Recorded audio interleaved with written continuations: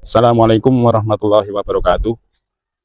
Saya Burhan Yulistiono, SPD SD, Kepala Sekolah SD Negeri Kebulitan 3, Kecamatan Wanasari, Kabupaten Brebes.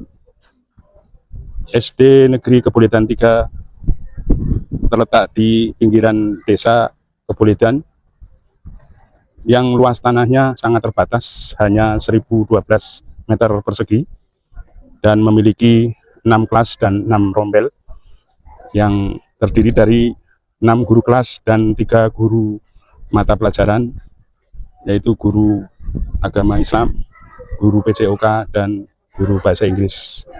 Adapun ruang guru 1 dan ruang kepala sekolah 1, MCK siswa ada 4 dan 1 MCK guru. Sedangkan status sosial murid SD Negeri Kebulitan 3 adalah menengah ke bawah. Namun demikian, aktivitas SD Negeri Kebulitan 3 siswanya sangat aktif. Hal ini bisa dilihat dari prosentasi absensi setiap kelas. Namun demikian, SD Negeri Kebulitan 3 yang tanahnya sangat terbatas sehingga belum memiliki perpustakaan sekolah. Melihat data dari rapot pendidikan, yang mana kemampuan literasi berkategori sedang dan kemampuan dari numerasi dan karakter berkemampuan berkategori baik. Melihat dari data sekolah dan rapot pendidikan di SD Negeri Kebulitan 3, maka kami akan menerapkan program literasi, yaitu peningkatan kemampuan literasi melalui program kelas prestasi dengan pendekatan teaching at the right level. Rapor pendidikan adalah platform berbasis web yang menyajikan gambaran kondisi dan hasil evaluasi sistem pendidikan suatu daerah atau satuan pendidikan berdasarkan data dari asesmen nasional dan sumber lain. Platform ini berfungsi untuk membantu sekolah dan pemerintah daerah untuk mengidentifikasi tantangan pendidikan, melakukan refleksi, dan menyusun rencana perbaikan yang lebih tepat dan berbasis data.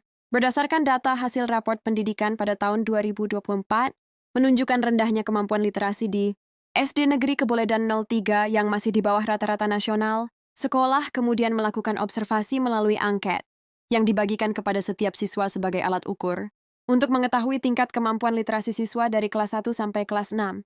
Dari hasil data angket yang ada, menunjukkan bahwa ada klasifikasi yang kemudian kami terapkan dalam kelas prestasi. Kemudian, kelas prestasi itu dibagi menjadi beberapa kelas, yaitu 1. Kelas prestasi A, yaitu siswa di mana sudah mengenal huruf tapi belum bisa membaca dalam satu kata. Ada 20% siswa dari jumlah siswa. 2. Kelas prestasi B, yaitu siswa sudah bisa membaca, tetapi masih ada kesalahan dalam membaca huruf. Ada 30% siswa dari jumlah siswa. 3. Kelas prestasi C, yaitu siswa sudah lancar membaca tetapi belum memahami bacaannya.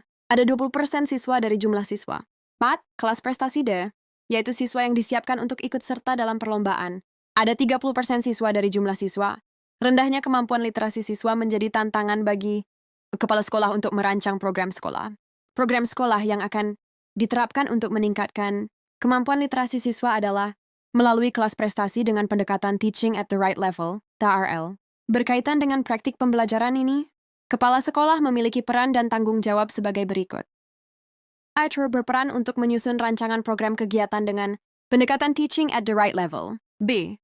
Memberikan motivasi kepada murid dan pendidik dalam mengikuti program, sehingga dapat berjalan secara efektif, menarik, dan menyenangkan. Menggunakan model pembelajaran berdiferensiasi untuk media yang dipilih.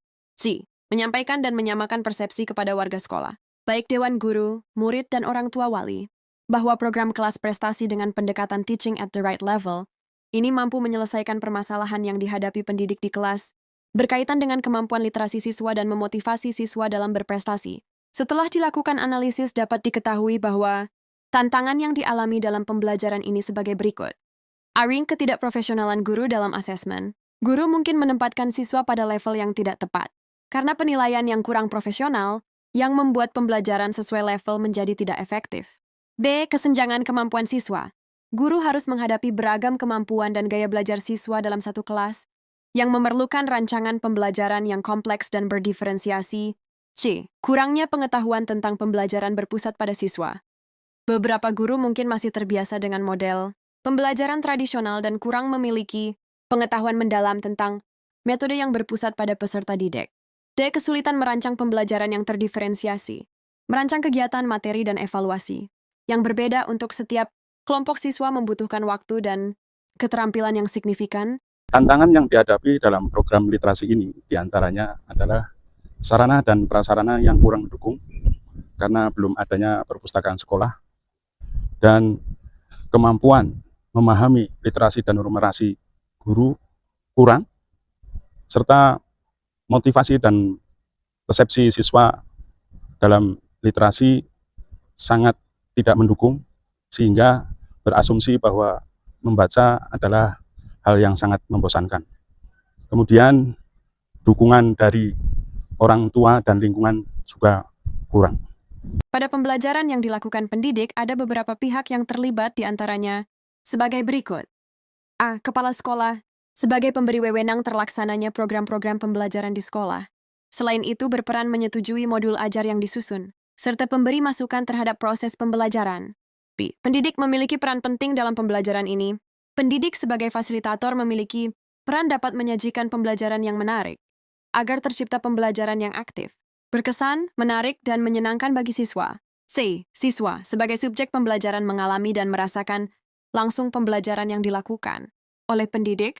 Pendekatan Teaching at the Right Level, TRL, adalah metode pembelajaran yang memusatkan pada tingkat kemampuan siswa, bukan hanya berdasarkan tingkatan kelasnya. Tujuannya adalah memastikan setiap siswa menerima pembelajaran yang sesuai dengan kesiapan dan pemahamannya agar dapat menguatkan potensi diri.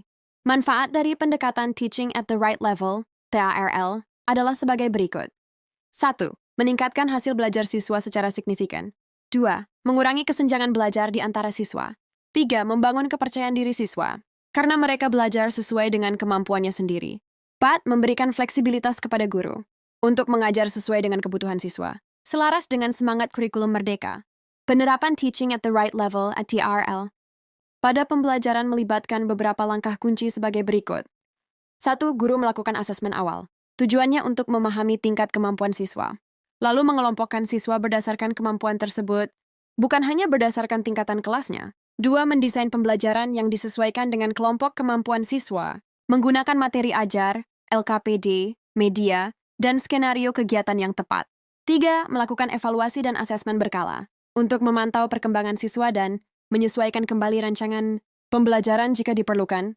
Program kelas prestasi dengan pendekatan pembelajaran Teaching at the Right Level dengan menggunakan model pembelajaran berdiferensiasi sangat efektif untuk meningkatkan kemampuan literasi siswa. Pembelajaran yang dilakukan lebih menarik dan inovatif, membuat siswa aktif, kreatif, dan lebih antusias dalam mengikuti pembelajaran. Selain itu, hasil kemampuan literasi siswa menunjukkan peningkatan yang signifikan. Siswa dapat mengikuti pembelajaran di kelas dengan siswa level literasi sudah baik. Faktor keberhasilan dalam praktik baik ini yaitu penggunaan media pembelajaran sesuai dengan minat siswa, yang menunjukkan pembelajaran berdiferensiasi.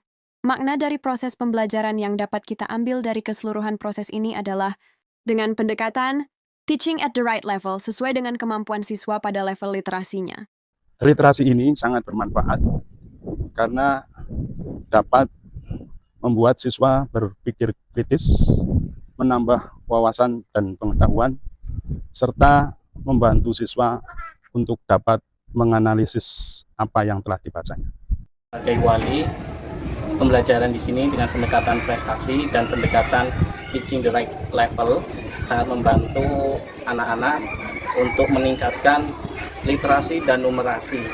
Dan saya berharap dengan adanya pendekatan pembelajaran ini, anak-anak menjadi anak-anak yang unggul dan berprestasi, sehingga sekolah juga mendapatkan nama baik menjadi sekolah yang unggul dan sekolah yang berprestasi.